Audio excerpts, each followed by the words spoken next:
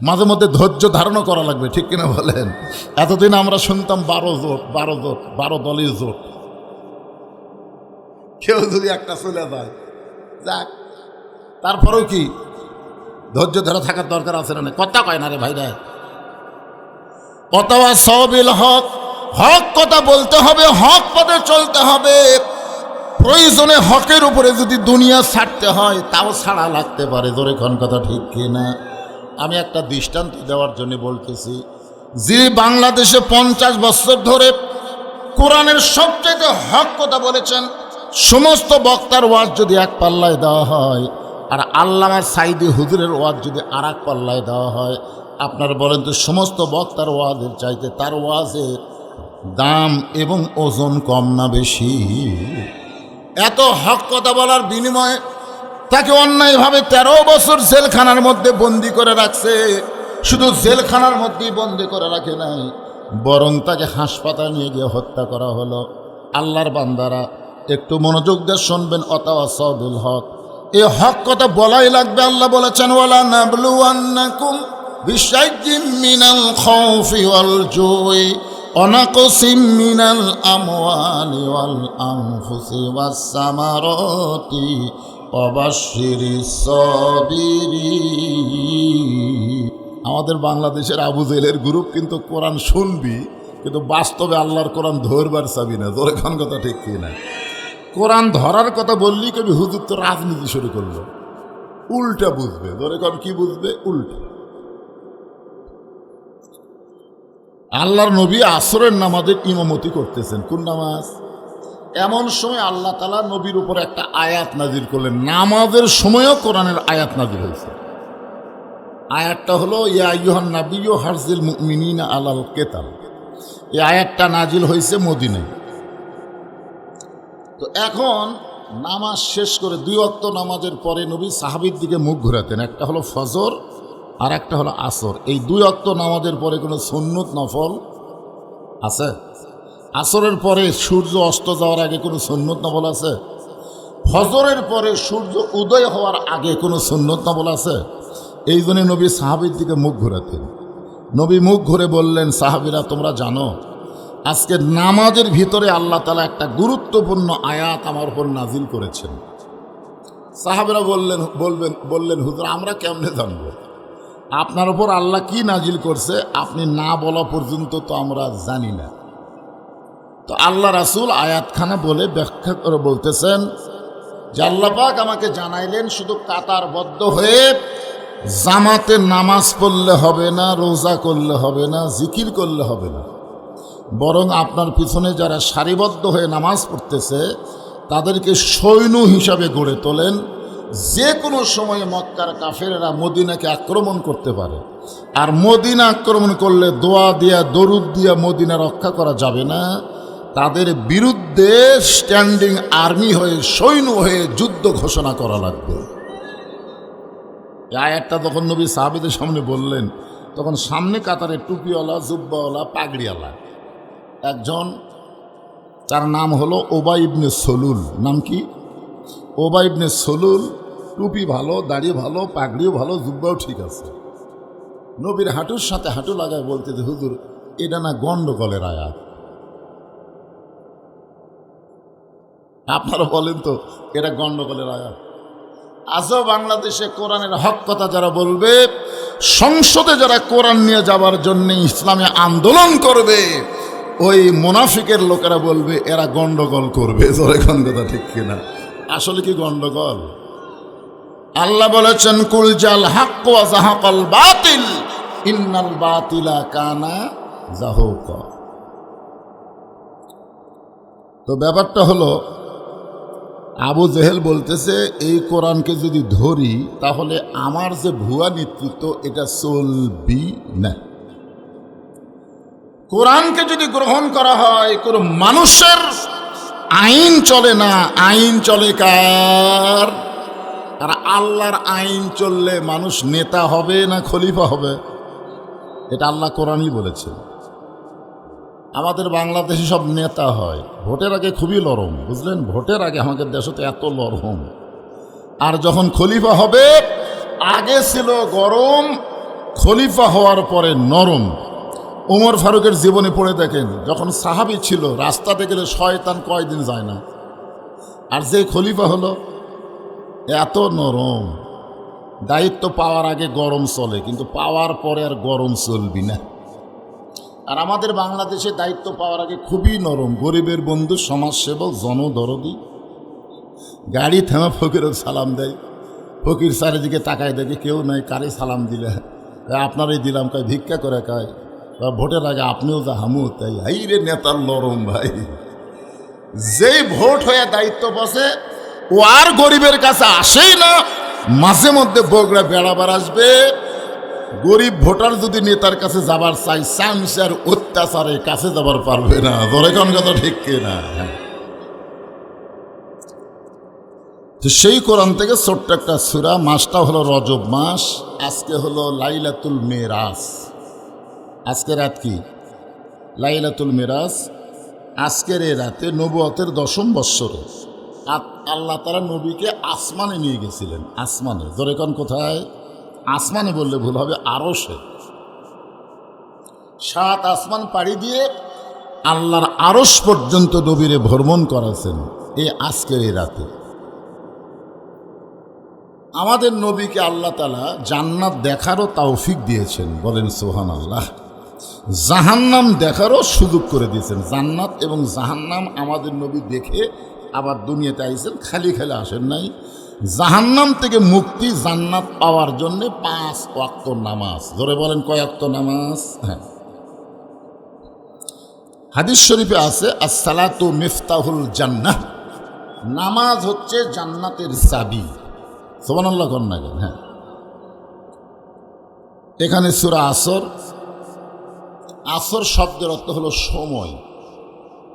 সময় কিন্তু কম যায়নি, স্বাধীনতার পর থেকে এ পর্যন্ত 55 বৎসর চলেই গেল, ঠিক কিনা বলেন? সময়ের গুরুত্ব কম না বেশি? 95% মুসলমান। মানুষের তৈরি সংবিধান অনুযায়ী চলব আর দাবি করব মুসলমান হয়ে মরব, আর কি না? মানুষের তৈরি সংবিধানের মধ্যে সন্দেহ আছে না নাই? ভুল আছে না নাই? গোজামিল আছে না নাই? তাহলে আল্লাহর কোরআনের সংবিধান বাদ দিয়া মানুষের তৈরি সংবিধান অনুযায়ী চলবো আর মরার পরে বলবো বিসমিল্লাহি আলা মিল্লাতি রাসূলিল্লাহ, এই ইয়ারকি করার সুযোগ মুসলমানের নাই। ধরে কোন কথা ঠিক কিনা? এইগুলো তো আল্লাহর সাথে ঠাট্টা করা। দেখবেন 5 ওয়াক্ত নামাজে নেই, জুমার দিনে সবার শেষে এসে আগে যায়। আপনার বলেন তো ই কি নামাজি? 5 ওয়াক্ত তো পড়েই না, জুমার দিনে আসে তাও কখন? সবার শেষে যায়, আবার সবার আগে। আপনার বলেন তো এই লোকটা কি নামাজি? তাহলে আল্লাহ কেন বললেন ফাওয়াইলুল লিল মুসাল্লিন? কেন বললেন? তা আমরাও কোরআনের মতন সংবিধান থাকতে মানুষের তৈরি সংবিধান অনুযায়ী চলবো আর ঈমান নিয়ে মরবো, এটা আল্লাহর সাথে চরম ফাজলামি। জোরে কোন কথা ঠিক কিনা? চরম ফাজলামি। এই ফাজলামি করার দিন শেষ, সময় কিন্তু চলেই গেল। আমার এক ভাই তো বলেই দিল, অর্ধ শতাব্দী মানে 50 বছর। 50 বছর হয়নি, আমার ওয়াজের বয়স 42 বছর চলতেছে। কি মনে করতেছেন? নিচে মায়াই বন্দি থাইকা করলাম কত খেলা, পশ্চিমে তাকায়া দেখো তোমার ডুইবা গেছে বেলা, এক পলকের নাই ভরসা, মিশে সকল আশা, কখন বুঝি দারুণ ঝড়ে ভাঙবে তোমার বাসা। হয়তো আপনারা বলতেছেন হুজুর, যদি আমাদের এখন কোরআনের আইন, আল্লাহর আইন, সৎলোকের শাসন যদি আমরা দেখতে আর না পারি, তাহলে আমাদের বাঁচার উপায় কি? আল্লাহ রাসূল বলেছেন, মান সাআলাল্লাহু তাআলা আশ-শাহাদাতা বিসিদকিন বাল্লাগাহুল্লাহু মানাজিলাশ শুহাদা ওয়া ইম্মাতা আলা ফিরাশিহি, রাওয়াহুল বুখারী কিতাবুল মাগাজি। কেউ যদি আল্লাহর কোরআনকে বিজয় করার নিয়তে ইসলামী আন্দোলন করে, তার মনের মধ্যে যদি শাহাদতের তামান্না থাকে, ওই মাতা আলা ফিরাশিহি, সে যদি নিজের বিছনায় মরে যায়, বাল্লাগাহুল্লাহু মানাজিলা শুহাদা, হাসরের ময়দানে আল্লাহ তাকে শহীদদের কাতারে দাঁড় করাইয়া দিবে। তাহলে ইসলামে আন্দোলন স্বাধীনতার পর থেকে যারা করতেছে, এদের নিয়ত কিন্তু আল্লাহর কোরআনের বিজয়, জোরে কোন কথা ঠিক কি না? কিন্তু ওরা যদি কোরআনের আইন না দেখেই মরে যায়, আল্লাহ বলতেছে কোনো অসুবিধা নাই, কারণ ওদের রাস্তা ভালো ছিল। এই কারণে এরা মুনাফিক না হয়ে মুসলমান হয়ে শুধু দুনিয়া ছাড়ে নাই, আল্লাহ এদেরকে শাহাদতের মর্যাদা দান করেছে, জোরে কোন সুবহানাল্লাহ। তাহলে আগামী 12ই ফেব্রুয়ারি যদি নাই হয়, হাল কি ছেড়ে দিবেন? চেষ্টা করার দরকার আছে নাই? চলবে। হ্যাঁ, আল্লাহ সময়ের শপথ করলেন। সময় অত্যন্ত গুরুত্বপূর্ণ একটা সাবজেক্ট। প্রতি মুহূর্ত আমাদের কাছ থেকে সময় সরে যাচ্ছে, সময় চলে যাচ্ছে। যেই মাগরিবের নামাজ আমরা জামাতে আদায় করলাম, ওই মাগরিবের নামাজ কিয়ামত পর্যন্ত আর আমরা পাবো না। আমাদের জীবন থেকে ওই মাগরিবটা চলে গিয়েছে, ধরে কোন কথা ঠিক কি না? আল্লাহ সময়ের শপথ করে বললেন, ইন্নাল ইনসানা লাফি খুস। ইন্না মানে নিশ্চয়, ইনসান মানে মানুষ। এই মানুষের মধ্যে সব মানুষই আছে, নারী আছে, পুরুষ আছে, হিজড়া আছে, সবই আছে। ইনসান, ইনসান মানে কি? মানুষ, পুরুষ মানুষ, মেয়ে মানুষ, হিজড়াও, কথা কয় না হিজড়াও। এক জায়গায় আমি শুধু বলছি যে ইনসান হলো উভয় লিঙ্গ, পুরুষ আর নারী। সাইড থেকে এক হিজড়া স্লিপ দিয়ে বাড়াতে, হুজুর তাহলে আমরা কি? তো সেই দিন থেকে আমি আর ওই লিঙ্গ করি না ভাই। বাংলাদেশে হিজড়া আছে না নাই? দরকার আছে না নাই? এক কথা হলো সকল শ্রেণীর মানুষ। লাফি মানে ভিতরে, খুসরুন মানে ক্ষতি। নিশ্চয় মানুষগুলো ক্ষতির ভিতরে। এখন বলেন তো, মানুষকে তৈরি করছেন কে? আরো জোরে আদর করে মানুষ আল্লাহ বানায়া,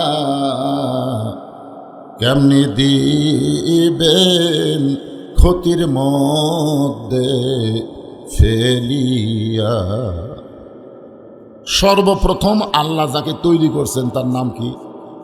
সবাই বলেন, নাম কি? আদম কি পুরুষ না নারী? তাহলে সর্বপ্রথম আল্লাহ কি তৈরি করলেন? পুরুষ। মানুষের মধ্যে সর্বপ্রথম তৈরি করলেন কি? পুরুষ। এখন বলেন তো, মানুষের মধ্যে সবচেয়ে দামি কে? আচ্ছা, আগে যেটা তৈরি করলো বুঝবেন না? তৈরি করার পরে আল্লাহ রাখছেন কোথায়? আল্লাহ জান্নাতের মধ্যে রাখলেন। আদম নবী যখন জান্নাতের মধ্যে ছিলেন, তখন আদম নবীর মধ্যে একটা ব্যারাম ঢুকলো। সে ব্যারামটা হলো একা একা কেন ভালো লাগে না, কোনো কাজে মন যেন বসে না, আমার কি হতে কি হইয়া গেল, আমি নিজেও তো কিছু বুঝি না। আল্লাহু আলিমুম বিজাতিস সুদূর। আদমের অন্তর কি চায় আল্লাহ জানে কি জানে না? আদম নবীর ছটফটানি ব্যারাম বন্ধ করার জন্যে আল্লাহ জান্নাতের মধ্যে একটা ঘুম দিলেন। আদম নবী যখন ঘুমে অচেতন, ওই সময় আল্লাহ ডাক্তার হয়ে করলেন অপারেশন। আদম নবীর বাম পাজরের বাঁকা হাড় দিয়া আদমের ছটফটানি বন্ধ করার জন্য আল্লাহ একটা নারী হাওয়াকে সৃষ্টি করলে। সৃষ্টি করার পরে আল্লাহ ঘোষণা করলেন, আল্লাহর জন্য আদম আর আদমের জন্য হাওয়া। আল্লাহর হাওয়ার কোনোই দরকার নেই। আল্লাহ যদি হাওয়ার দরকার পড়তো, তাহলে আদম হাওয়াকে আল্লাহ একসাথেই তৈরি করতো। জোরে খান কথা ঠিক কি না? কিন্তু আল্লাহর দরকার কি? মেয়ে না মরদ? কথা কন না কেরে ভাই। আল্লাহর প্রয়োজন হলো পুরুষ মানুষ, আর পুরুষের প্রয়োজন হলো নারী, আল্লাহর না। এই জন্য আল্লাহ বললেন আর রিজালু কাওয়ামুনা আলান নিসা, পুরুষ থাকবে উপরে, নারী থাকবে নিচে। পুরুষ থাকবে, আমি কি আমার বাপের কথা করছি না আল্লাহর কথা? তো আল্লাহর সাথে কি আপনারা একমত না দেব? তাহলে পুরুষ থাকবে, নারী থাকবে। এতদিন আল্লাহ আমাকে বাঁচাছে বা একটা মরে গেছে আর একটা পলে গেছে, ধরে কোন কথা ঠিক কিনা? এখন আমি বলবো, আমরা বলবো নারীদের দিন শেষ, আগামীতে মরদ মানুষের বাংলাদেশ। জোরে কোন কথা ঠিক কিনা? এরে নারী, তোরকে খবর কি? এই নারী সম্পর্কে আল্লাহ বলেছেন অকরনা ফি বুয়ুতিকুন্না ওয়ালা তাবাররাজনা তাবাররুজাল জাহিলিয়াতিল উলা।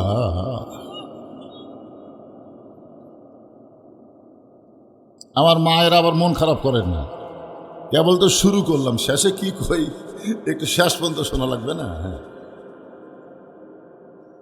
তো আল্লাহ তাআলা হাওয়াকে সৃষ্টি করার পরে একটা ঘোষণা করলেন ওয়ালা তাকরাবা হাযিস শাজারা ফাতাকুনা মিনাজ জালিমিন। ওই গাছের কাছে যাইও না। এই গাছের কাছে যখন যাইও না শব্দ উচ্চারণ করেছে, তখন অস্থিরতা বাড়ছে কার? আদমের না হাওয়ার? কেন? মেয়ে মানুষের একটা অভ্যাসই হলো নিষেধ করলে আকর্ষণ বাড়ে। নারীদের একটা অভ্যাস হলো নিষেধ করলে কি বাড়ে? আকর্ষণ বাড়ে। আল্লাহ কিন্তু আদমক বাদ দিয়ে বলে নাই, দুইজনকে সাতটাই এই ঘোষণা করছেন। হাওয়া করলো আদম খাওয়ার গন্ধম খাওয়ার অপরাধ, আর আদমের ভুল হলো হাওয়ার দিকে নজর না রাখার অপরাধ। হাওয়া যখন গন্ধম গাছের কাছে গেল, তখন আদম কি করলো? খেয়াল করেনি। গন্ধম ফল পাড়িয়া খেলো, আদম কি করলো? খেয়াল করেনি। হাওয়া যে গন্ধমকে শরবত বানায় আদমরে খাওয়ালো, আদম খেয়াল করেনি। আল্লাহ বলল আদম, তোমার দোষ হলো তুমি খেয়াল না করা। আজকে আমাদের এই পাত্তেকর এলাকায় অনেক মেয়ে মানুষেরা মাথার চুল বেচা খাচ্ছে, কিন্তু ওর স্বামী খেয়াল করতেছে না। আপনারা বলেন তো, মেয়েদের মরার পরে মাথাতে একটা কাপড় বাঁধে দেয় না? মেয়েদের কাফন কয়টা? কথা কয় না, কয়টা? পুরুষের কয়টা? 3টে। পুরুষের মতোই মেয়েদেরকে 3 কাপড় পরানো হয়, কিন্তু 2টা কাপড় বেশি দেওয়া লাগে। একটা হলো সিনা বাঁধ, একটা হলো মাথা বাঁধ। তো মরার পরে যেই মেয়ের মাথা বান্ধা লাগে, সেই মেয়ে যদি মাথার চুলি বেচা খায় আর পর পুরুষ লাড়িয়া ছেড়া ওজন দিয়ে যদি কিনে, আপনারা বলেন তো ওর মাথা বান্ধা কোনো কাম হবে? তা আপনারা খেয়াল করতেছেন না কেন? আপনার বউ, আপনার মেয়ে, এরা যে বেঁচে খাচ্ছে, আপনি খেয়াল না করার কারণে অবস্থাটা ভবিষ্যতে কি হবে? একটু মনোযোগ দেবেন। আমার আল্লাহ তাআলা আদমকে তৈরি করলেন বড় মহব্বত করে। তৈরি করার পরে ঘোষণা করলেন উসজুদু লিআদামা, উসজুদু লিআদামা ওয়া হাওয়া। এ কথা কইছে? হাওয়া আর আদমকে সেজদা করো, আদম হাওয়াকে সেজদা করো, এ কথা কইছে? কথা কয় না। কোরআনের সাথে আপনারা একমত না দ্বিমত? তাহলে জোরে কথা বলা লাগবে। উসজুদু লিআদামা, আদমকে সেজদা করো। সবাই সেজদা করলো, খালি একজনই করলো না। আপনারা বলেন যে সেজদা করেনি ওই কি ফেরেশতা? ওই কিন্তু ফেরেশতা না, ও হলো জিনের সন্তান। ফেরেশতার মধ্যে বড় হয়েছে।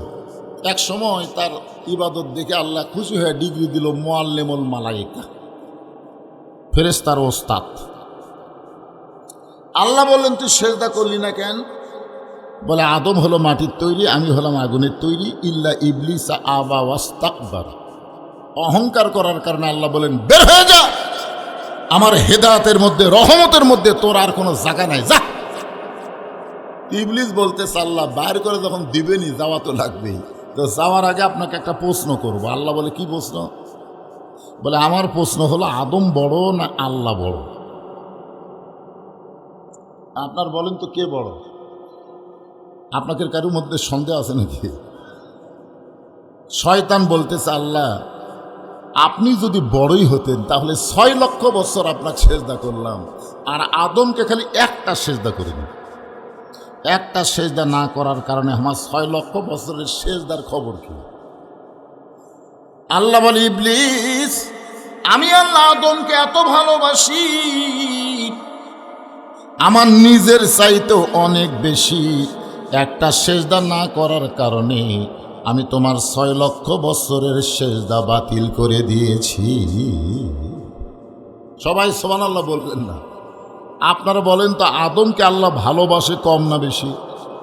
যে মানুষ সম্পর্কে আল্লাহ তাআলা 4টা শপথ করলেন, অত্তিন ওয়াজাইতুন ওয়াতুরি সিনিন ওয়া হাযাল বালাদিল আমিন। এরপর আল্লাহ বলতেছেন, লাকাদ খালাকনাল ইনসানা ফি আহসানি। আল্লাহু আকবার। মানুষকে আল্লাহ তাআলা সর্বোত্তম আকৃতি দিয়ে সৃষ্টি করেছে। এই মানুষ ক্ষতির মধ্যে পড়ুক, এটা আল্লাহ চায়। আল্লাহ চায় না বলে আল্লাহ বললেন, ইল্লাল্লাযীনা আমানু ওয়া আমিলুস সালিহাতি ওয়া তাওয়াসাউ বিল হক ওয়া তাওয়াসাউ বিস সবর। এখানে 4টা বিষয়, জোরে কোন কয় বিষয়? 4টা বিষয়ের মধ্যে 1 নম্বর ইসলাম না ঈমান? 1 নম্বর কি? ইল্লাল্লাযীনা আমানু। তার মধ্যে 1 নম্বর ইসলাম না, মুসলমান না। 1 নম্বর হলো ঈমান, 1 নম্বর হলো মুমিন। এখানে আল্লাহ ঈমানকে 1 নম্বরে রাখার কারণ হলো, ঈমান যদি ঠিক না হয় আপনি যতই আমল করেন আল্লাহর দরবারে কবুল হবে না। আপনারা বলেন তো, নবীর চাচা আবু তালেব মানুষটা কেমন ছিল? কত ভালো। আল্লাহ রাসূল বলেছেন, মায়ের পেটে থাকা অবস্থায় ইতিম ছিলাম, কিন্তু দুনিয়াতে আসার পরে ইতিম ছিলাম না। ভাগ্যগুণ এমন একটা চাচা পাইছিলাম যার নাম আবু তালেব। আমাকে এমনভাবে লালন পালন করলো, আমার যে বাবা নাই এটা আমি কোনোদিনও বুঝবার পারি নাই। তার মানে বোঝা গেল, বাবার দরদ দিয়ে যিনি নবীকে লালন পালন করলেন, ওই মানুষটার ঈমান না থাকার কারণে আল্লাহ তাকে জাহান্নাম দিয়ে দিবে। আমল যতই ভালো হোক না কেন, কবুল হওয়ার জন্য ঈমান লাগবে। জোর বলেন, কি লাগবে? এই জন্য ঈমানের গুরুত্ব খুবই বেশি। ঈমান সম্পর্কে রাসূল বললেন, ইকরার বিল লিসান, তাসদীকু বিল জানান, আমল বিল আরকান। জবানে বলতে হবে লা ইলাহা ইল্লাল্লাহ, শুধু জবানে বললে হবে না, ওইটা কলিজার মধ্যে সেট করা লাগবে। তাসদীক বিল জানান, কলিজার মধ্যে যখন ঈমানের জায়গা হবে, ওই মানুষটার কাছে জীবনের চাইতে ঈমানের গুরুত্ব অনেক বেশি হবে। আপনারা বলেন তো, জীবন বাঁচান ফরজ না ঈমান বাঁচান ফরজ? সবাই এক বাক্যে বলেন, জীবন বাঁচান ফরজ না ঈমান বাঁচান ফরজ? জীবন যদি বাঁচানোর মতন কোনো ক্ষমতা আমাদের হাতে থাকতো, তাহলে খালেদা জিয়া এত সহজে মরতো না। ঠিক কিনা বল? মরতো? একে তো বড় হাসপাতাল, বেশি দামি দামি ডাক্তার, আবার কোটি কোটি মানুষের দোয়া। আমরা যতই চেষ্টা করি, আমরা আমাদের জীবন বাঁচাবার পারবো, যতই চেষ্টা করেন, কিন্তু একটু চেষ্টা করলে আমরা আমাদের ঈমান বাঁচাবার পারবো। ঈমানকে বাঁচাতে গেলে নানা রকম পরীক্ষা হবে। আল্লাহ কোরআনে বলেছেন, লিয়াবলুয়াকুম আইয়ুকুম আহসানু আমালান ওয়া হুয়াল আজিজুল গফুর। সবচাইতে বড় আমল, বড় কাজ হলো ঈমানকে রক্ষা করা। ঈমানকে হরণ করার জন্য নানা রকম চেষ্টা আমাদের বাংলাদেশে আছে, আছে না নাই? দরকার আছে নাই? ঈমানকে নষ্ট করার জন্য বহু চেষ্টা চলতেছে। ঈমানের হরণের সব কথা আমি বলতে পারবো না, একটু মনোযোগ দিয়ে শুনবেন। কলিজার মধ্যে যখন ঈমানের জায়গা হবে, ওই মানুষটা মৃত্যুকে পরোয়া করবে না, বরং তার ঈমানটা রক্ষা করার চেষ্টা করবে। উকিল বলতেছে, স্যার আপনি একটা দলের আমির, আপনি যদি রাষ্ট্রপতির কাছে বাঁচার দরখাস্ত লেখেন আর রাষ্ট্রপতি দয়া করে যদি আপনাকে মাফ করে, তাহলে আপনার ফাঁসি কার্যকর হবে না। আসামি মুচকি মুচকি হাসতেছে। উকিল বলে, স্যার হাসেন কেন? বলে, হাসার কারণ হলো তোমার কথা শোনা। তো তুমি বলতেছো রাষ্ট্রপতির কাছে দরখাস্ত লেখেন, রাষ্ট্রপতি যদি মাফ করে দেয় আমার ফাঁসি কার্যকর হবে না। আরে পাগলা, আমার ইমান বলতেছে বাংলাদেশ হওয়ার পরে 3 জন রাষ্ট্রপতি ক্ষমতার থাকা অবস্থায় নিজেরাই মরেই গেছে। তো যারা ক্ষমতার থাকা অবস্থায় মারা যায়, একজন ইমানদার আল্লাহ ছাড়া তাদের কাছে বাঁচার দরখাস্ত লেখে না। উকিল বলতেছে এই গোয়ার্কের কারণেই তো আপনার ফাঁসি হবে, এই গোয়ার তুমির কারণে আপনার ফাঁসি হবে। আসামি মুসকে মুসকে হাসতেছে। উকিল বলে হাসার কারণ কি? বলে তুমি বলো আমার ফাঁসি হবে, কিন্তু আমার ইমান বলতেছে আমার মৃত্যুই হবে না। উকিল কয় আপনার ইমান বলতেছে আপনার মৃত্যু হবে না। না, ফাঁসি হতে পারে কিন্তু মৃত্যু হবে না। উকিল বলে স্যার আমি বুঝতে পারলাম না আপনার ওইটা আবার কি ইমান, যে ইমান বলতেছে ফাঁসি হবে কিন্তু মৃত্যু হবে না। এমন সময় আসামি তেলাওয়াত করতেছেন, ওয়ালা তাকুলু লিমান ইউকতালু ফি সাবিলিল্লাহি আমওয়াতুন বাল আহইয়াউ ওয়ালাকিন লা তাশউরুন। আল্লাহ রাস্তায় অন্যায়ভাবে যাদের ফাঁসি দেওয়া হয়, আল্লাহ রাস্তায় অন্যায়ভাবে যাদের হত্যা করা হয়, তোমরা তাদেরকে মৃত বলো না, আমি আল্লাহ বলতেছি তারা জীবিত। কিন্তু তোমাদের সাধারণ মাথা এটা বুঝবার পারে না। তাজদিক বিল জেনান, কলিজার মধ্যে যাদের ইমান থাকবে তারা কোনোদিন জীবনকে পরোয়া করবে না, বরং ইমানের গুরুত্ব সবচাইতে বেশি দিবে। ধরে কোন কথা ঠিক কিনা? এরপর আল্লাহ নবী বললেন আমল বিল আরকান, ইমান অনুযায়ী আমল করা লাগবে। আপনারা বলেন তো আমাদের ইমানটা যদি আমরা রক্ষা করতে চাই, ইমানটা যদি বাঁচাবার চাই, যে আমল না করলে ইমানই থাকবে না সেই আমলের নাম কি? 2-1 বলতেছেন, বাদ বাকি কর না কেন? আপনারা কি জানেন না নামাজ না পড়লে ইমান থাকে না? এ কথা আপনারা জানেন না? আল্লাহ রাসূল বলেছেন লা সলাতা লা ঈমানা, যার নামাজ নাই তার ইমান নাই। তো মাগরিবের নামাজ না পড়ে যারা ওয়াজ শুনতেছেন, হয়তো আপনি মনে করতেছেন যে একাত ওয়াক্ত বাদ দিলে কি হবে? একাত ওয়াক্ত বাদ দিলে আপনি যে ওয়াক্ত বাদ দিলেন পরের ওয়াক্ত পাওয়ার গ্যারান্টি আপনার আছে? এখানে যত মানুষ বসে আছে, একজন লোক দাঁড়া বলেন তো হুজুর আমার বাড়ি সবচাইতে নিকটে, আমি আমার বাড়িতে যাবার পারবই। একজন লোক দাঁড়া বলেন তোকে সাহস করে শান্ত দেখি, তাহলে এত নিকটে বাড়ি, সেই বাড়ি যাওয়ার গ্যারান্টি যদি আপনি দিবার না পারেন, তাহলে মাগরিব বাদ দিলেন কেন? আর কথা নাই। আল্লাহ রাসূল বলেছেন মান তারাকা সালাতু মুতাম্মিদান ফাকাত কাফারা, 5 ওয়াক্ত না, কেউ যদি ইচ্ছা করে 1 ওয়াক্ত নামাজ বাদ দিল সে আল্লাহর সঙ্গে কুফরি করল। বাইনাল আবদি ওয়াল কুফরি তরকুস সালাত, বান্দা আর কাফেরের মধ্যে পৃথক করার জিনিসটার নামই হলো নামাজ। এই রজব মাস হলো মুসলমানের জন্য ঈমান রক্ষা করার, নামাজ পাওয়ার মাস। জোরে কোন কথা ঠিক কিনা? এই রজব মাসে মেরাজে আল্লাহ রাসূলকে কি দিছে? তো এই নামাজ ছাড়া ঈমান থাকবি? আরে আমাদের বাংলাদেশে আমরা সবাই নামাজ পড়বার চাই হুজুর, কিন্তু পরিবেশ নাই।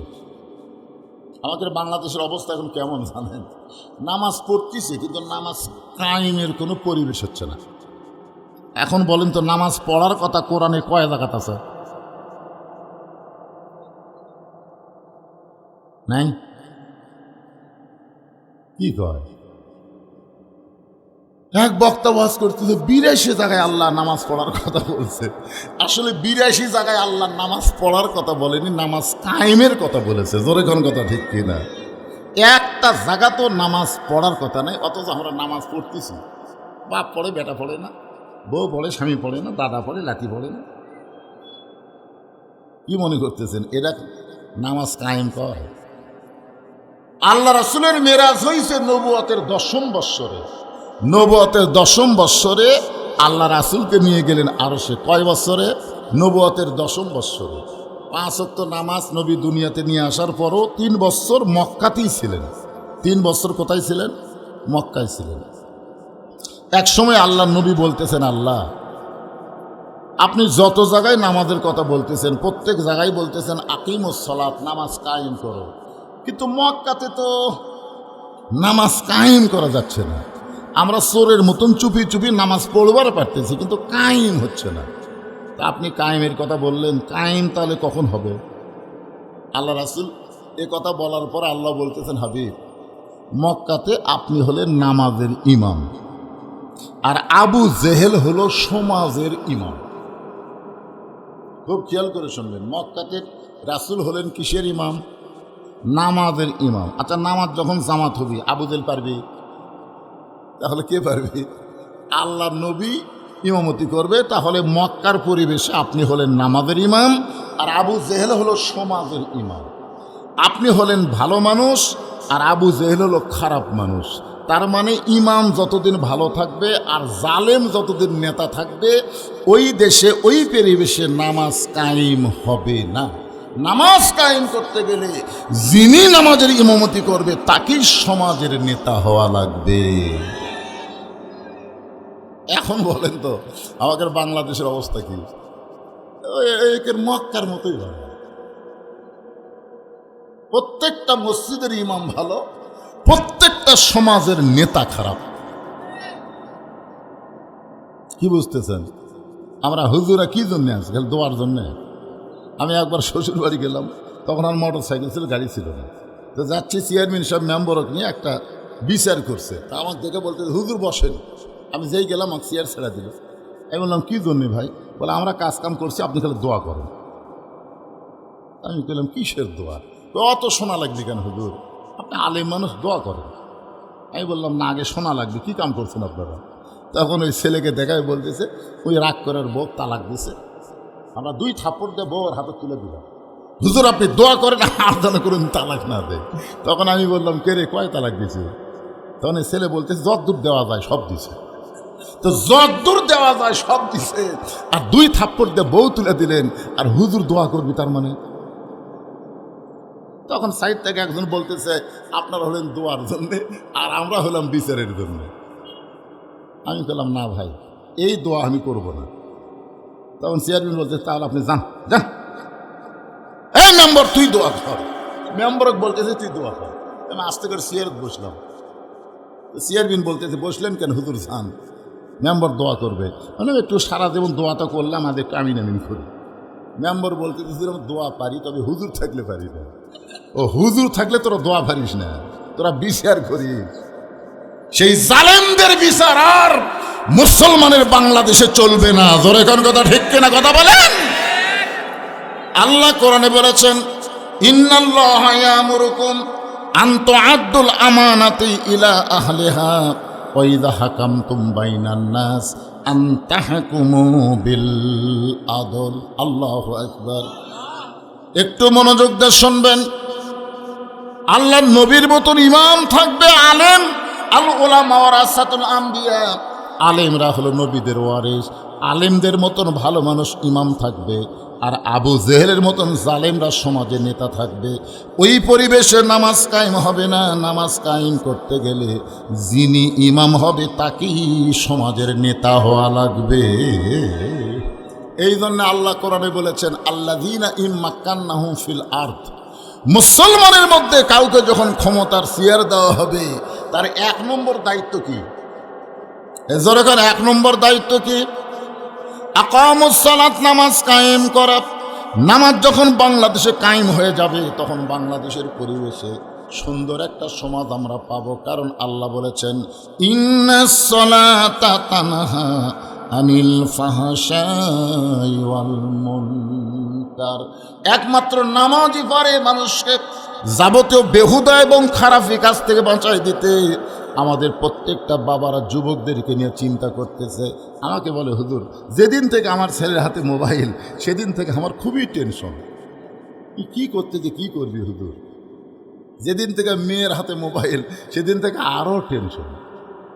যেদিন নামাজ কায়েম হবে, ওই যুবক যুবতী যখন 5 ওয়াক্ত নামাজ আদায় করবে, তখন কোনো টেনশন করা লাগবে না।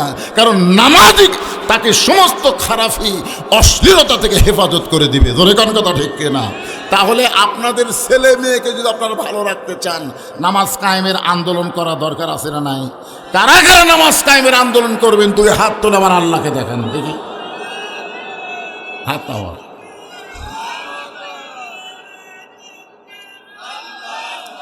লিল্লাহে তাকবীর। হাত নামান। আল কোরআনের আলো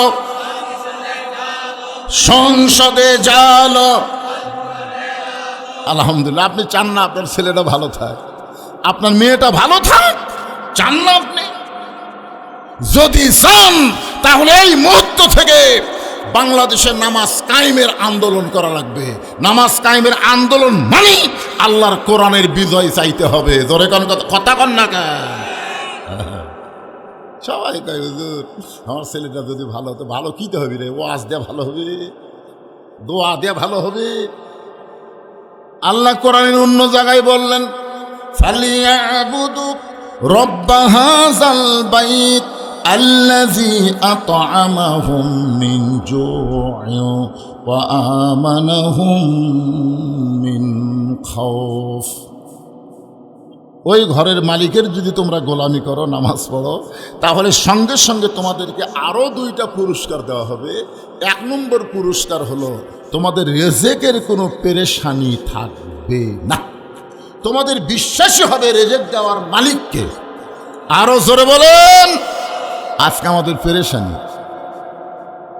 আমেরিকা যদি রাগ করে, ভারত যদি দরজা বন্ধ করে দেয়, আমরা কি খাবো? আপনারা বলেন, যেদিন বাংলাদেশে নামাজ কায়েম হবে সেদিন ভারতের দিকে তাকা থাকা লাগবে। আমরা বলবো ইয়াকা নাবুদু ওয়া ইয়াকা নাস্তাইন। আমরা গোলামি করি কার? সাহায্য চাই কার কাছে? আপনারা কি মনে করেন বাংলাদেশের মাটির তলে খুনি নাই? এত খুনি, বুঝলেন? কিন্তু ওরা যন্ত্র দিয়ে দেখছে খুনি এত নিচে, মানে খুনিগুলো এত নিচে আছে, এগুলো তুলবার গেলে এই খুনির যা সম্পদ আছে তুলতেই টাকা খরচ হবে।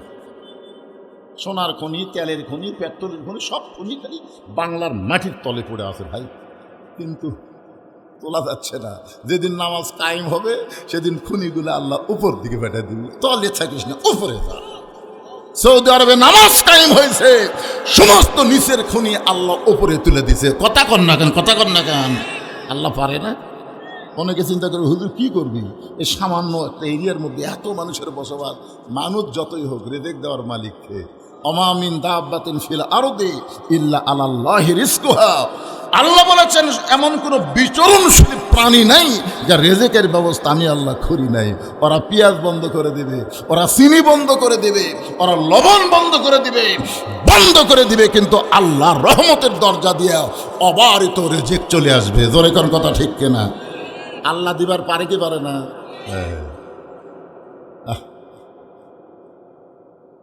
এরপর আল্লাহ বলতেছেন ওয়া আমানাহুম মিন খাউফ। যদি তোমরা ওই ঘরের মালিকের গোলামি করো, নামাজ পড়ো, যাবতীয় ভয় ভীতি থেকে আমি আল্লাহ তোমাদেরকে পুরাপুরি নিরাপত্তা দিয়ে দিব। ভারতের একজন উগ্রপন্থী মন্ত্রী আজ প্রায় 8 দিন আগে ফেসবুকে একটা স্ট্যাটাস দিয়েছে। ভারতের উগ্রপন্থী এক মন্ত্রী, ও বলতেছে বাংলাদেশের মৌলবাদীরা সক্রিয় হচ্ছে, ওরা সংসদে আল্লাহর কোরআন নিয়ে দেওয়ার চায়। প্রত্যেকটা বক্তারা ওয়াজের ময়দানে বলতেছে সব দেখা হলো শেষ, আগামীতে দেখব কোরআনের বাংলাদেশ। জোরে কথা কন না কেন? এটা কিন্তু খালি এটি থাকতেছে না, এদের এই মিডিয়ার মাধ্যমে কিন্তু ভারতও তো চলে যাচ্ছে, বুঝলেন? আরে শোনেন কথাটা, ওই মন্ত্রী খেপে গেছে যে আমরা 3 দিকে ভারত, একদিকে সাগর, একবার যদি বাংলাদেশের মৌলবাদী ধরি ওরা পলাবার রাস্তা খুলে পাবে না। দেখছেন কি গরম? আমরা হলাম পারমাণবিক শক্তিধর দেশ, আমরা 3 দিকে ভারত, একদিকে সাগর। ও মৌলবাদী টুপিওয়ালারা, কোরআন নিয়ে সংসদে যাব, একটা ধাবার মারলে সাগরের মধ্যে চুবড়া মরবো রে। এই কথা ফেসবুকে স্ট্যাটাস দিয়েছে, আমি তলে স্ট্যাটাস দিয়েছি আমরা হলাম মুসার দল করা মুসলমান। জোরে কথা দিচ্ছি না। এই মালওয়ানের ন্যাংটি জাত, ফেরাউনের জাত, তোরা জানিস 3 দিকে ফেরাউন সৈন্য নিয়ে দাঁড়ায় আছে, লাঠি সবার হাতে। ফেরাউন কয় কেরে মুসা আর দৌড়াবো না? তোর সামনে সাগর, এখন পলাবি কোন দিক দিয়ে? তিন দিকে তাকায় দেখ, আমরা লাঠি নিয়ে দাঁড়ায় আসছি। মুসা বলে আল্লাহ এতক্ষণ তো ওদের দিকে তাকাইনি, ওরা খালি বারবার তাকাবার বলতেছে, কি করব? আল্লাহ বলে খামা খাও দিকে না তাকায় সামনের দিকে তাকা, সাগর দেখা যায়, তোর হাতে লাঠি নেই। মুসা কয় এক লাঠি দিয়ে অত লাঠির সাথে, আরে পাগলা ওই লাঠি লাগবে না তো, মার বাড়ি। এক বাড়ি মারে যদি সাগরকে আল্লাহ রাস্তা বানায় দেবার পারে, আমরা সেই মুসার ইসলাম, আল্লাহর ইসলামের অনুসারী মুসলমান, আমাদের জন্য আল্লাহ বঙ্গোপসাগর রাস্তা বানায় দেবার পারে। জোরে কোন কথা ঠিক না? ওরা মারবে বোমা, ওরা বোমার ভয় দেখায়। আমাদের জাতির পিতার নিচে নমরুদের আগুনের বোমা জ্বলতেছিল। জোরে কোন কথা ঠিক না? বারবার নমরুদ বলেছে ইব্রাহিম একবার তাকায় দেখো, খালি টান মারবে পড়বে আর পুড়বে। ইব্রাহিম নবী একবারও তাকায়নি। তোর দিকে তাকা আমার লাভ আছে? আমি তাকে আছি কোন দিকে? কারণ নমরুদ আগুনের চুলাও জ্বালাবার পরে পুরানোর ক্ষমতা নমরুদের হাতে নাই। হাসবি আল্লাহু নিমাল ওয়াকিল ওয়া নিমাল মাওলা ওয়া নিমান নাসির। তো আগুনের চুলা কি করলো? কুলনায়ান আরো কুলিবার দেওয়া সালামান আলা ইব্রাহিম। আপনার বলেন তো সে আল্লাহ আছে না নাই? ওরা বোমা মারবে, বোমা মারবে, পাট্টে করে এসে পড়বে, পড়ে বোমা করবে আল্লাহ ফোটমো। বোমাকে আল্লাহর হুকুম ছাড়া ফুটতে পারে? ওরা বানাবার পারে, নমরুদ আগুনের চুলা জ্বলাবার পারে, কিন্তু পুরানোর ক্ষমতা কার হাতে? তো বোম এখন এটি পড়ে বলতেছে আল্লাহ আমরা কি ফুটমো? আল্লাহ বলে ফুটিস না, ফুটিস না, জ্বলিস না। তো বোম বলবে আল্লাহ আপনি নমরুদের চুলে শান্তির বাগান হবার কছিলেন, তো আমরা বোম কি হব? আল্লাহ কয় মিষ্টি তরমুজ হ। আল্লাহর হুকুমে বোম তরমুজ হয়ে পড়ে আছে। পাঠ্যকের বাচ্চার বাড়ি কে ফিল্ডের মধ্যে কি রে কাছে এসে দেখে তরমুজ রে, বাড়ির থেকে ছুরি মুড়ি যার যা আছে বটি বটি নিয়ে এসে কাটিয়ে খাচ্ছে। ওরা খালি দূরবীন যন্ত্রটা দেখতেছে বোম পড়লো, খবর কি দেখতেছে ভাই কাটিয়া খাচ্ছে। হায় হায় আমাকে বোম ওরা কাটিয়া খায়।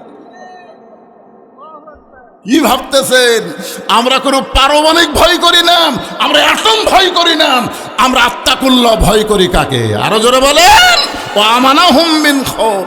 আল্লাহ বলেছেন যাবতীয় ভয় ভীতি থেকে আমি আল্লাহ পুরোপুরি নিরাপত্তা দিয়ে দেব। এই জন্য নামাজের দরকার আছে না নাই? জোরে কেন আছে না নাই? একটু মনোযোগ দেবেন। আমল বিল আরকান, ইমানকে রক্ষা করতে গেলে এক নম্বর যে আমল লাগবে সেইটা হলো নামাজ। আল্লাহ সূরা সূরা 2 নম্বর বিষয় বলতেছেন ওয়া আমিলুস সলিহাত। পুরুষের জন্য এক নম্বর নেক আমল হলো নামাজ, কিন্তু নারীদের জন্য এক নম্বর কিন্তু নামাজ না। আমার যে সমস্ত মা বোনেরা পর্দায় বসে আছেন, আপনাদের জন্য এক নম্বর নেক আমলের নাম হলো পর্দা। পর্দা যদি না থাকে মেয়েদের একটা আমলও আল্লাহর দরবারে কবুল হবে? কথা কয় না। আপনারা বলেন তো এই পর্দা মেয়েরা করবে? পর্দা মেয়েরা করবে, কিন্তু পর্দার ব্যবস্থা করতে হবে কাকে?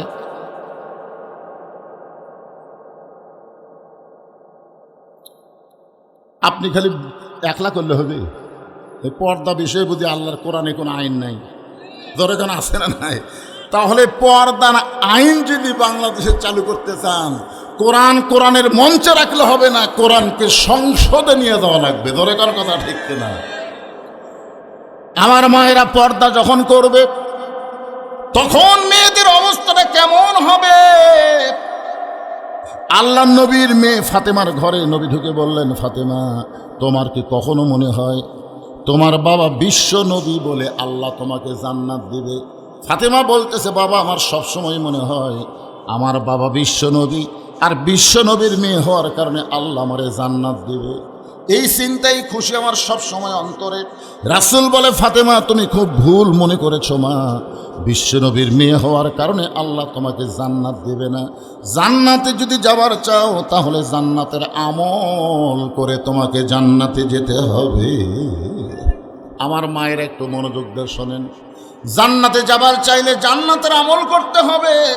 সঙ্গে সঙ্গে নবীর মেয়ে ফাতেমা হাঁটু গেড়ে বসে বাবাকে বলতেছে, বাবা এতদিন মনে করতাম বিশ্ব নবীর মেয়ে হওয়ার কারণে আল্লাহ সেই খাতিরে ফাতেমাকে জান্নাত দেবে। এখন আপনি বলতেছেন জান্নাতের আমল করে জান্নাতে যাওয়া লাগবে, মেয়েদের জন্য জান্নাতের আমল কি?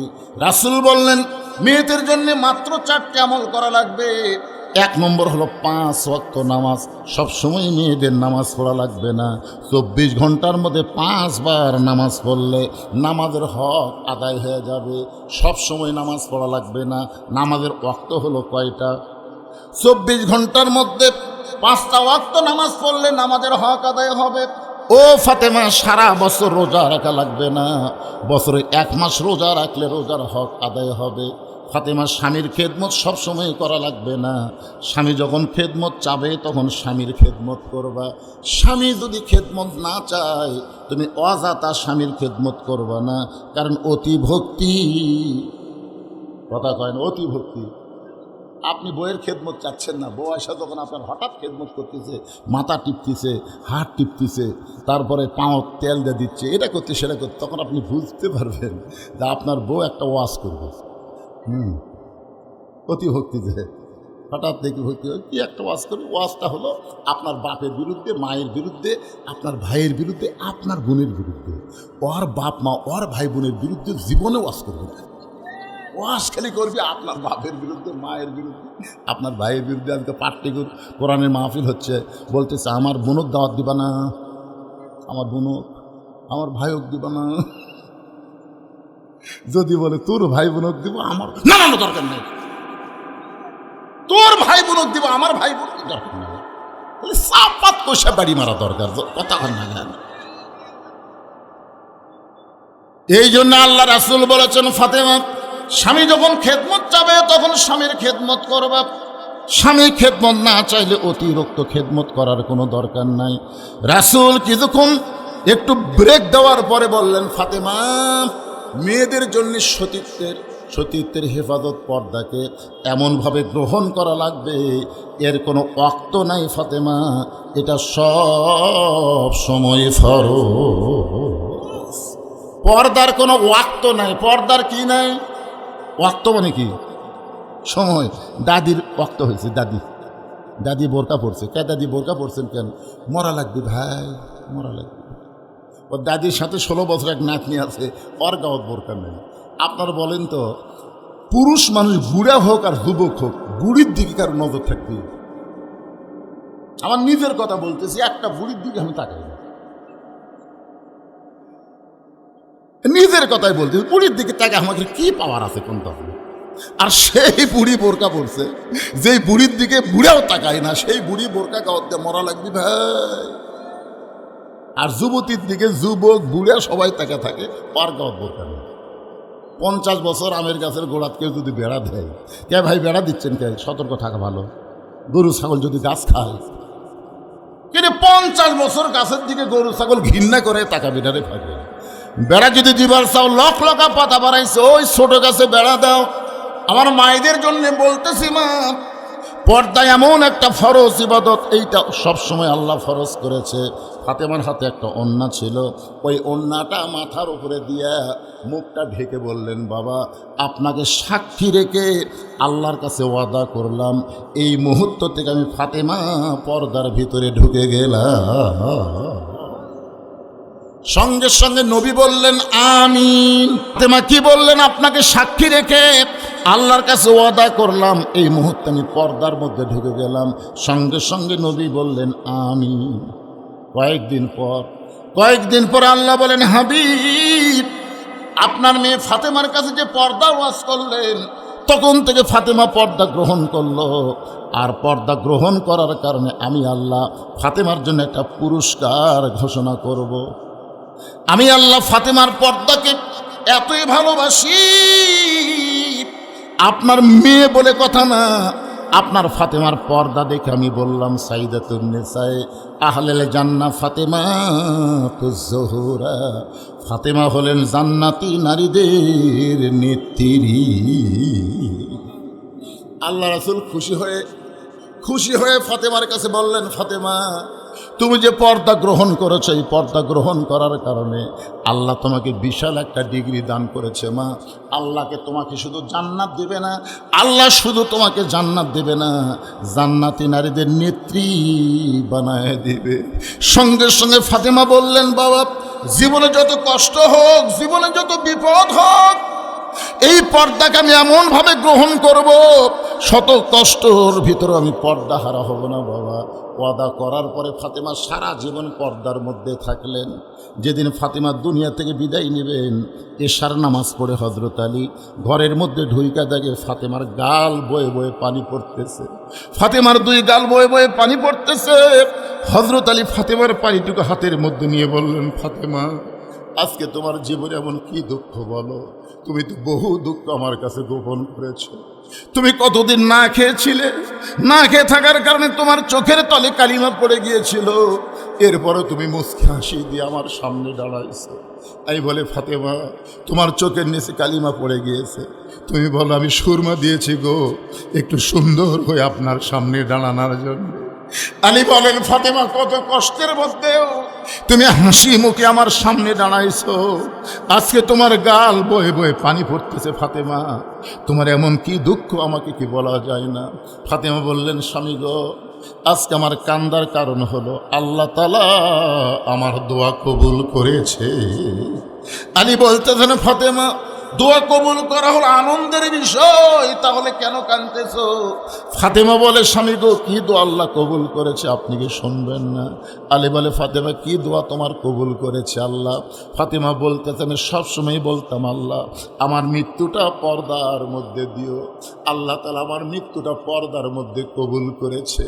আলী বলতেছেন, ফাতেমা যে সারা জীবন পর্দার মধ্যে থাকলো তার মৃত্যু তো পর্দার মধ্যেই হবে, এই দোয়া কবুল করাতে তুমি কেন কান্দো? ফাতেমা বলে, স্বামী গো এই মৃত্যুটা কবে হবে এইটা কি আপনি শুনবেন না? আলী বলেন, পাগলি রে, মৃত্যুর কথা দুনিয়ার কেউ বলবার পারে না, কে কখন মরবে এটা দুনিয়ার কেউ বলতে পারে না। ফাতেমা বলতেছে, আল্লাহ পাক আমারে জানাইলো আজকে গভীর রাত্রে ফাতেমার মৃত্যু হবে। যেই মাত্র কইছে গভীর রাত্রে ফাতেমার মৃত্যু হবে, গাছের গোড়া কাটলে গাছটা যেমন পড়ে যায়, হযরত আলী কেমনি পড়ে গেলেন ঘরের মাজায়। সঙ্গে সঙ্গে ফাতেমা দুই হাত দিয়া তার চোখের পানি মুছে মুচকে হাসি দিয়া স্বামীর মাথা কানা উরাতের উপরে নিয়ে কপালে একটা চুম্বন দিয়া বলে, স্বামী গো এমন করে আপনি কাঁদবেন না, কারণ দুনিয়া থাকার জায়গা না, এখানে আসলে যাইতে হবে। যত তালাই বাড়ি করেন, 6 তালা 7 তালা যতই বাড়ি করেন, এই দুনিয়া থাকার জায়গা না। আমরা বারবার খালি উপর দিকে তাকাই, এটা কার বাড়ি, এত সুন্দর, এটা কার বাড়ি, এটা কয়তলা বাড়ি। ঢাকার জায়গা খালি গুনতেছে, ভাই ঢাকার সবচেয়ে বেশি তলার বিল্ডিং কোন জায়গায়? বলে মতিঝিলে গেলে দেখা যাবে। ও অটো ভাড়া করে মতিঝিলে গিয়ে গুনতেছে খালি উপর দিকে। দুই ঘরের ফেরেশতাগায়, পাগল রে উপর দিকে তাকাস না, তোর তো ওই উপর তালা না, তোর জায়গা হলো নিচতলা। ধরে কোন কথা ঠিক না? চিন্তা করে দেখেন মানুষ, এই দুনিয়া থাকার জায়গা না, এখানে আসলে যাইতে হবে। আমি যেই বলবো এখানে আসলে, আপনার সকলেই জবান খুলে বলেন যাইতে হবে। এখানে আসলে কি লিয়ে যাবেন? কিন্তু যেদিন ডাক পড়িবে কবর মাঝে যাইতে, জোগাড় কিছু করছো বন্ধু তার মাঝে বিছাইতে। কিন্তু যেদিন মানে কোন দিন? এ ভাই হক কথাটা বলেন না কেন? জাআত সাকারাতুল মাউত হকুন, মৃত্যু যে সত্য এ ব্যাপারে কারো সন্দেহ আছে?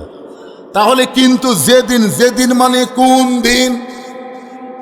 এবারে ওটা বসা করেন কেন? আমার কথা কি আপনার বুঝতে পারতেছেন না?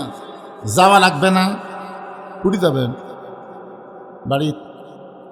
বাড়ির যাওয়ার তো হিম্মত নাই, কেউ দাঁড়াবার পারলেন না। ফাতেমা বলে, স্বামী গো এই দুনিয়া থাকার জায়গা না, এখানে আসলে যাইতে হবে। এমন করে আপনি কেন কাঁদতেছেন? আমি আমার বাবার মুখে শুনেছি, আমার বাবা বলেছে আলীকে আল্লাহ তাআলা 2টা বিশাল গুণ, 1 নম্বর হলো আলী হলেন আসাদুল্লাহিল গালিব। 2 নম্বর গুণ হচ্ছে আলী হচ্ছেন আনা মাদিনাতুল ইলমি ওয়া আলী ও বাবুহা। আল্লাহ রাসূল বলেছেন পৃথিবীর সবচাইতে বড় বীরের নাম হলো আলী। পৃথিবীর সবচাইতে বড় বীরের নাম কি? পৃথিবীর সবচাইতে জ্ঞানী মানুষ হলো আলী। তাহলে আপনি বীর হয়ে জ্ঞানী হয়ে বইয়ের মরার খবর শুনে এমন করে আপনি পড়লেন কেন? আপনি যদি দুর্বল হয়ে যান তাহলে আমি মরে যাওয়ার পর আমার 3টা চাওয়া কে পুরা করবে? আলী ছোট বাচ্চার মতন কান্দের বলে, ফাতেমা দুনিয়ার জীবনে গরিব ছিলাম বলে কিছুই চাইলা না, মরার পরে তুমি কি চাইবা ফাতেমা? ফাতেমা বলে, আমার 1 নম্বর চাওয়া হলো রাতের অন্ধকারেই আমাকে দাফন করা লাগবে। রাতের অন্ধকারে মৃত্যু হবে, আর দিনের বেলা কবর দিলে আমার পর্দার খেলাফ হয়ে যাবে। রাতের অন্ধকারে আমাকে দাফন করা লাগবে। আমার 2 নম্বর চাওয়া হলো আমার কোনো জানাজার ব্যবস্থা করবেন না। জানাজা করতে পারেন, কিন্তু 20 লক্ষ মানুষের জানাজার দরকার মেয়ে মানুষের নাই। জোরে কোন কথা ঠিক না? জানাজা হবে কিন্তু জানাজার ব্যবস্থা করবেন না। আলী চোখের পানি নিয়ে বলে, পাগলি রে, তুমি বিশ্বনবীর মেয়ে, তোমার মৃত্যুর খবর শুনলে হাজার হাজার মানুষ দোয়া করবে, তুমি কি এতগুলো মানুষের দোয়া চাও না? ফাতেমা মাথায় হাত দেয় বলে, স্বামী গো, চিন্তা করে দেখলাম দুনিয়ার সব মানুষ যদি বলে ফাতেমা ভালো, আর আপনি যদি বলেন আমার বউ ভালো না, ওই লক্ষ মানুষের দোয়া দিয়ে ফাতেমার 1 তিল পরিমাণ লাভ হবে না। আর দুনিয়ার তামাম মানুষ যদি বলে ফাতেমা খারাপ, আর আপনি যদি বলেন আমার বউ ফাতেমা ভালো, এক স্বামীর সার্টিফিকেটে ফাতেমার জন্য আল্লাহ 8টা জান্নাতের দরজা খুলে দিল। তাহলে বউ ভালো হওয়া লাগবে কার কাছে? লক্ষ লক্ষ মানুষের কাছে না স্বামীর কাছে? আল্লাহর বান্দার একটু মনোযোগ দিয়ে শুনবেন। ফাতেমা বলে, স্বামী গো, আমি খেয়াল করে দেখলাম এই সময় আমার লাশটা যদি খাটনিতে তোলেন, খাটনি কান্দে নেওয়ার 4 জন মানুষ দুনিয়াতে নাই। তার মানে বোঝা গেল একটা মেয়ে মানুষ মারা গেলে যিনি তিনি খাটনি কান্দে নিবার পারবি। আচ্ছা, মুরিদের বউ যদি মরে, পীর সাহেব মুরিদের বইয়ের খাটনি কান্দে নিবার পারবে? কি তো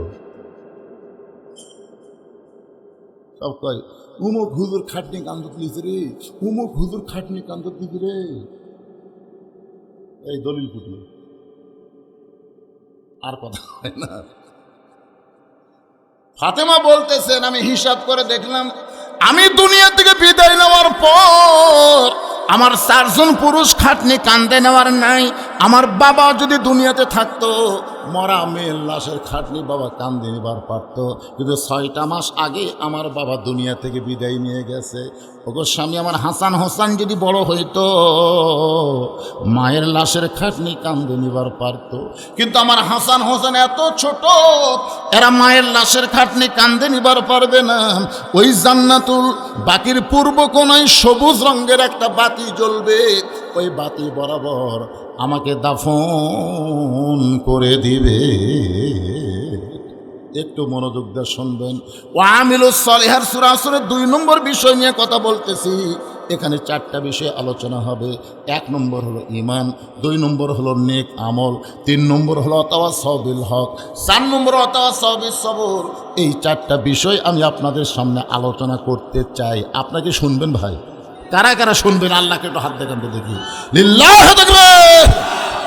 অনেকেই চিন্তা করতেছেন চারিদিকে এশার নামাজ হয়ে গেল, তাহলে এখানে কখন হবে? আপনার তো ঘোষণা শুনেছেন আজকে একটু এশা এখানে লেটে হবে, অসুবিধা আছে?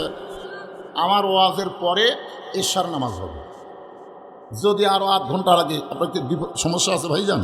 এই 4টা বিষয় আপনাদের সামনে আলোচনা করব। কিন্তু এই যে 2 নম্বর নেক আমলের কবরের কথা বলতে গিয়া, এই ফাতেমার ওয়াজ শুনতে গিয়ে আপনাদের অনেকের মনের মধ্যে একটু নরম নরম ভাব শুরু হয়েছে।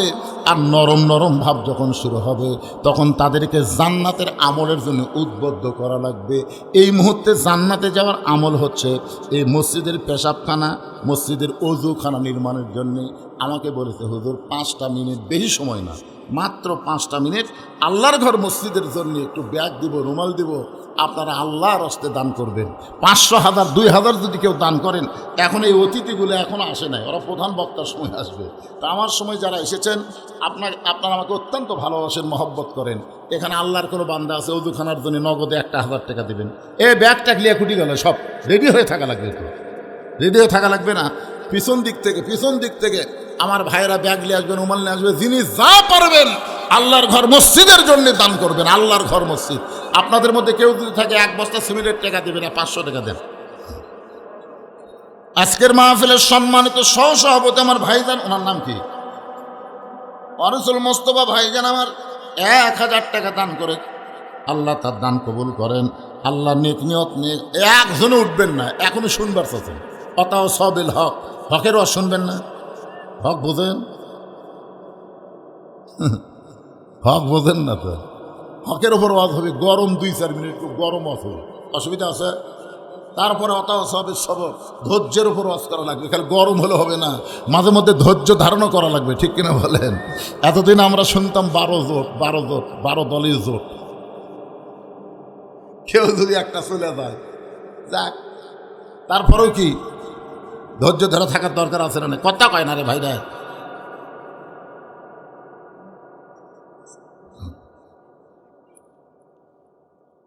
হ্যাঁ, ভিতরে ব্যাগলা ঢুকছে, বাবারা ব্যাগের মধ্যে দিচ্ছে না, খালি ব্যাগলা দৌড়াচ্ছে। এই সবাই দেন না কেন? জীবনের শেষ দান মনে করে আল্লাহর ঘর মসজিদে অজুখানা, পেশাবখানার জন্যে, পায়খানার জন্য তৈরি করার জন্য টাকা চাওয়া হচ্ছে। মসজিদ তো দেখলেন মাশাআল্লাহ খুবই সুন্দর। এগুলোর জন্য ভাই আপনাদের মধ্যে 500 টাকা নগদ দেওয়ার একটা মানুষও নাই, এতগুলো মানুষ। 1 বস্তা সিমেন্টের দাম দেওয়ার মানুষ নাই। একটু উঠে আসুন তো দেখি। এই দেখেন এক মুরব্বী চলে যাচ্ছে, মাশাআল্লাহ। কি নাম বাবজানের? মতি মারা গেছে, মতির রুহের মাগফিরাতে আল্লাহ 500 টাকা দান করেছে। আল্লাহ দানকে কবুল করেন, কবরকে জান্নাতের টুকরা বানায় দেন, আল্লাহুম্মা আমিন। আমার মায়েদের কাছে যাবেন, মায়েরা যেখানে বসেছে, আমার মায়েরা আজকে অনেক বেশি দান করবে। মায়েদের ওয়াজ হয়েছে তো, মায়েরা খুশি হয়ে দান করবেন। দোয়া করে দেবো মা ফাতেমার সঙ্গে আল্লাহ যেন জান্নাত দিয়ে দেয়। আমার এক ভাইজান 600 টাকা দান করেছে, আল্লাহ দানকে কবুল করেন। আব্দুর রশিদ মধ্যপাড়ার কি ইমাম সাহেব 500 টাকা দান করেছে, আল্লাহ কবুল করেন। ভাইজানের নাম কি ভাই? জাহিদুল ইসলাম। 600 টাকা আমার 1 বস্তা সিমেন্টের দামই দিয়ে দিয়েছে, ভালো সিমেন্ট। আরে 4 তলাতে পড়ে গেছে। আল্লাহ হায়াত রাখছে, আল্লাহ পরিপূর্ণ সুস্থতা দান করো। আল্লাহ দান সদকার কারণে সদকা তো তারুদ্দুল বালা, দান সদকা করলে সমস্ত বালা মুসিবতকে আল্লাহ দূর করে দেয়। একটু জিকির করেন লা ইলাহা ইল্লাল্লাহ, জোরে লা ইলাহা ইল্লাল্লাহ। আল্লাহর জিকির করতে কি সমস্যা? একটু মহব্বতে জিকির করেন লা ইলাহা ইল্লাল্লাহ, লা ইলাহা, লা ইলাহা ইল্লাল্লাহু মুহাম্মাদুর রাসূলুল্লাহ। আল্লাহুম্মা সাল্লি আলা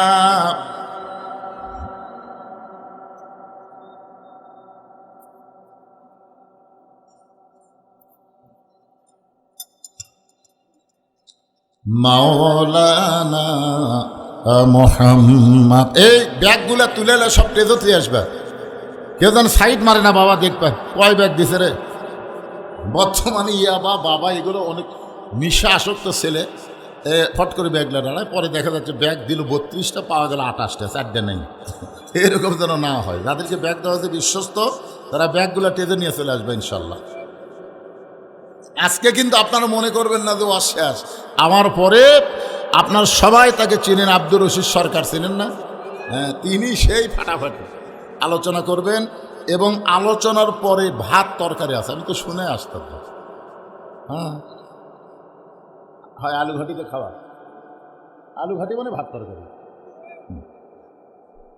কি দেব এ দিল এল এই ব্যাগগুলো এক ব্যাগটা দেবো তো, আমিও দেবো সব ব্যাগ দেব বাবা। সবাই একটু জিকির করেন লা ইলাহা ইল্লাল্লাহ, জোরে লা ইলাহা ইল্লাল্লাহ, লা ইলাহা ইল্লাল্লাহ মুহাম্মাদুর রাসূলুল্লাহ। ওয়াতাওয়াসাউ বিল হক। কেউ যদি সিমেন্ট দিবার চান বাকি, তাহলে এখানে কাগজ আছে, আপনার লিখে দিবেন। ওয়াতাওয়াসাউ বিল হক, হক কথা বলতে হবে, হক পথে চলতে হবে। প্রয়োজনে হকের উপরে যদি দুনিয়া ছাড়তে হয় তাও ছাড়া লাগতে পারে। জোরে কোন কথা ঠিক কিনা? আমি একটা দৃষ্টান্ত দেওয়ার জন্য বলতেছি, যিনি বাংলাদেশে 50 বছর ধরে কোরআনের সবচেয়ে হক কথা বলেছেন, সমস্ত বক্তার ওয়াজ যদি এক পাল্লায় দেওয়া হয় আর আল্লামা সাইদি হুজুরের ওয়াজ যদি আর এক পাল্লায় দেওয়া হয়, আপনার বলেন তো সমস্ত বক্তার ওয়াজের চাইতে তার ওয়াজের দাম এবং ওজন কম না বেশি? এত হক কথা বলার বিনিময়ে তাকে অন্যায়ভাবে 13 বছর জেলখানার মধ্যে বন্দি করে রাখছে। শুধু জেলখানার মধ্যেই বন্দি করে রাখে নাই, বরং তাকে হাসপাতালে নিয়ে গিয়ে হত্যা করা হলো। আল্লাহর বান্দারা একটু মনোযোগ দিয়ে শুনবেন, ওয়াতাওয়াসাউ বিল হক, এই হক কথা বলাই লাগবে। আল্লাহ বলেছেন, ওয়ালা নাবলুওয়ান্নাকুম বিশাইয়্যিম মিনাল খাউফি ওয়াল জুই ওয়া নাকসিম মিনাল আমওয়ালি ওয়াল আনফুসি ওয়াস সামারাতি ওয়া বাশশিরিস সাবিরিন। আপনারা কি দৌড় মারতেছেন কেন? কি সমস্যা? কি নামাজ পড়ার জন্য?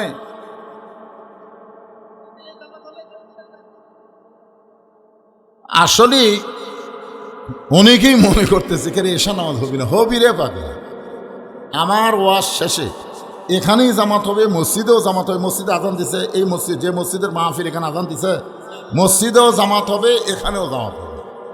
আজকে যদি আধ ঘন্টা 1 ঘন্টা পরে হয়, কি নামাজ হবে না? আল্লাহ রাসূল ঈশান নামাজ দেরি করে পড়াটাই পছন্দ করতেন। তো উম্মতের কষ্ট হবে বলে ও আওয়ালকে পড়ারও তিনি নসিহত করেছেন। এই জন্যে ঈশান নামাজের শেষ ওয়াক্ত কোন পর্যন্ত? তাহলে আপনারা খালি আওয়ালক্ত মারেন, আজকে একটু মাঝামাঝি মারেন, কিন্তু হায় হায় রে। ওয়াতাওয়াসাউ বিল হকের উপর কথা বলতেছি। আমাদের বাংলাদেশে বর্তমানে হকের বিজয় আমাদের দেখার দরকার আছে না নাই? এই বিজয় দেখতে গেলে ওয়াতাওয়াসাউ বিস সবর, ধৈর্য ধারণ করা লাগবে। আমরা 15.5 বছর এই হককে শেষ করার জন্য নানা রকম চেষ্টা হয়েছে।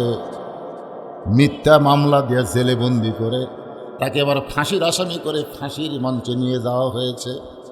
অনেক ভালো ভালো মানুষকে ফাঁসি দেওয়া হলো, আবার অনেক ভালো ভালো মানুষকে হত্যা করা হলো। অনেক ইসলামী আন্দোলনের কর্মীদেরকে গুম করা হলো, বিনা দোষে তাদেরকে জেলখানায় রাখা হলো, শত শত কেস দিয়ে তাদেরকে দুর্বল করে দেওয়া হলো। আপনার বলেন তো, তারপরও কিন্তু তাদের অন্তর থেকে কোরআনের বিজয় দূর হয়নি। ধরে কোন কথা ঠিক কি না? কারণ আল্লাহ বলেছেন ওয়াতাওয়াসাউ বিস সবর, ধৈর্য ধারণ নসিহত করতে হবে। কারণ যে মেয়েটা বিয়ে হয়েছে এখন পর্যন্ত বাচ্চা হয় নাই, এখনো পর্যন্ত বাচ্চা হয় নাই, ওই মেয়েটা কিন্তু একটা সন্তানের লালসা তার অন্তরে সবসময় থাকে। বিয়ে হওয়ার পরে প্রত্যেকটা মেয়েরা মা হবার চাই কি চায় না? প্রথম 2-4 বছর স্বামী স্ত্রী মনে করে এরকমই ভালো, এরকমই ভালো, এই জন্য দেখবেন তারা বাচ্চা কাচ্চা বিরক্ত মনে করে। কিন্তু যখন 4-5-7 বছর হয়ে যায় তখন মেয়েটা কিন্তু বলে একা একা ভালো লাগে না, একটা বাচ্চা কোলের মধ্যে থাকলে খুবই ভালো লাগবে। কারণ মেয়েরা মাতৃত্বে খুশি হয়। যখন 5-7 বছর বাচ্চা হয় না তখন দেখবেন মেয়েকে যদি বউকে যদি বলেন তোকে 5 ভরির মালা বানায় দিব, তোকে 10 ভরির বালা বানায় দেব, বউ তখন কানবার বলবে তোমার মালা বালা দরকার নাই, আমি একটা বাচ্চা চাই। জোরে কোন ঠিক কি না? এখন পর্যন্ত বাচ্চা হয় নাই, এই বাচ্চা হওয়ার যে কি কষ্ট এটা তো মা জানে না। পেটের মধ্যে বাচ্চা নিয়েছে, কিন্তু যখন প্রসব ব্যথা শুরু হবে, কি বলবো প্রসবের কথা, মা বিনে সেই ব্যথা কেউ তো বুঝিবে না। মাজন ঠেকিয়া সন্তানের দায়, অকালে মা মারা যায়, কেন সে মায়ের ভক্তি করো না, এমন দরদি ভবে কেউ হবে না আমার মা গো। আপনার বলেন তো প্রসব ব্যথা কত কষ্ট, এটা মা ছাড়া কেউ বলতে পারবে না। এখন বাচ্চা যেদিন জন্ম নেবে, দুনিয়াতে ভূমিষ্ঠ হবে, ওই দিন প্রসব ব্যথা যখন শুরু হয়েছে, মা তো বাচ্চার জন্য লালায়িত, কিন্তু ব্যথার কারণে চিল্লায় বলতেছে মরে যাব। গলার দড়ি দিব, বিষ খাবো, এই জীবন আর আমি রাখবো না, এই জীবন আর রাখবো না। দাদি নানি দৌড়ে এসে বলে, পাগলি, তোর পায়ের তলে সন্তানের জান্নাত। বাপের পায়ের তলে কিন্তু সন্তানের জান্নাত না, জান্নাত হলো মায়ের পায়ের তলে। তুই একটু কষ্ট যদি সহ্যই না করতে পারিস, তাহলে তোর পায়ের তলে সন্তানের জান্নাত কেমনে হবে? ধাক্কায় ধাক্কায় ঘরের মধ্যে নিয়ে দেয়, বিছনায় শোয়া দেয়, নরম কাপড় ঠান্ডা পানির মধ্যে চুবড়াইয়া ওই মায়ের কপালে দিয়ে বলে, ধৈর্য ধর, অথবা সবে সবর, ধৈর্য ধর। তুই জানিস না তোর পায়ের তলে সন্তানের জান্নাত। তুই মা হবি পাগলি, মা যখন হবে একটু কষ্ট সহ্য করাই লাগবে। দাদি নানি এরকম বুঝ দেওয়ার পরে তারপরেও যখন প্রসব ব্যথায় চিল্লি করে, তখন দাদি তিরস্কার করে, বলে, রাস্তার ধারত বাড়ি, তুই যদি চিল্লি করিস এ রাস্তা দিয়ে মানুষ যাবে আর বলবে ওই বাড়ির একটা মেয়ে বাচ্চা হওয়ার সময় এতই চিল্লি করলো, তোর কি শরম নাই? নানা রকম কথা বলতেছ, অথবা সবই সবর, ধৈর্য ধর, দাঁতের উপর দাঁত দে। এই কষ্ট সহ্য করলেই তুই মহাপুরস্কার পাবি। মহাপুরস্কারের আশায় দাঁতের উপর যেই দাঁত দিয়েছে, এমন সময় দাদি ধাত্রীকে ইশারা করতেছে, চোখ টিপি মারতেছে, বাচ্চা টান মারছে, ম্যাঁ শব্দ হয়েছে, কিন্তু মা ব্যথার জ্বালায় আর হুঁশ নাই, বেহুশ হয়ে মা পড়ে গেছে। বাচ্চারে গোসল করাইয়া দিয়া ওই বাচ্চা যখন এনে মায়ের বুকের উপরে দেয়, ওই বাচ্চার দেহের পরশে মা হুঁশটা ফিরে পায়। মা যখন হুঁশ ফিরে পাইছে, ওই প্রসবের কথা আর মায়ের মনে নাই। মা বাচ্চাকে বুকের মধ্যে নিয়ে জিব্বা বের করে চুমা খায়, মুস্কি মুস্কি হাসে। দাদি নানি বলতেছে, এরই জন্যই গলার দড়ি দিবার চাইলি, এরই জন্যে বিষ খাবার চাইলি, আত্মহত্যা করবার চাইলি, এর লাত্তি দিয়ে ফেলে দে, এর বুকের মধ্যে না চুমা কেন খাইতেছি? মা তখন বলে, দাদি, কষ্টের পরে এমন শান্তি এটা আমি আগে বুঝতে পারি নাই। আমি প্রসব ব্যথায় অনেক কষ্ট পাইছি, কিন্তু বাচ্চা যখন বুকের উপরে তুলে নিয়েছি, আমার আর কোনো কষ্ট নাই। হাসিনার সময় থেকে শুরু করে এ পর্যন্ত আমাদের বাংলাদেশে যারা কোরআন বিজয় চায়, তাদেরকে নানা ধরনের কষ্ট দেওয়া হয়েছে। জোরে কোন কথা ঠিক কিনা? ফাঁসি দেওয়া হলো, হত্যা করা হলো, গুম করা হলো, কারাগারে রাখা হলো, বাড়িতে থাকতে পারলো না, কত ধরনের কষ্ট তাদেরকে করা হয়েছে। এরপরেও কিন্তু সন্তান যেমন মা বুকে পাইলে সব ব্যথা ভুলে যায়, আমাদের একটা কথাও মনে থাকবে না যদি আল্লাহর কোরআন আমরা সংসদে নিয়ে যাওয়ার পারি। আর বাংলার আকাশে যদি কোরআনের বিজয়ের সাথে সাথে কলেমার পতাকা যখন পথ পথ করে উড়বে, তখন মা যেমন প্রসব ব্যথা ভুলে গেছে বাচ্চা পাইয়া, আমরা আল্লাহ কোরআনের রাষ্ট্র পাইয়া আমরা অতীতের সব কষ্ট ভুলে যাব। জোরে বলেন ঠিক? আল্লাহ তাআলা এই সূরা আসরের আলোচনা মোতাবেক বক্তা এবং শ্রোতা সবাইকে আমল করার তৌফিক দান করুক। সকলে বলি আল্লাহুম্মা আমিন। আমি একটা সংক্ষিপ্ত মোনাজাত করব, তারপরে নামাজ হবে ইনশাআল্লাহ। আস্তাগফিরুল্লাহ। আচ্ছা আচ্ছা,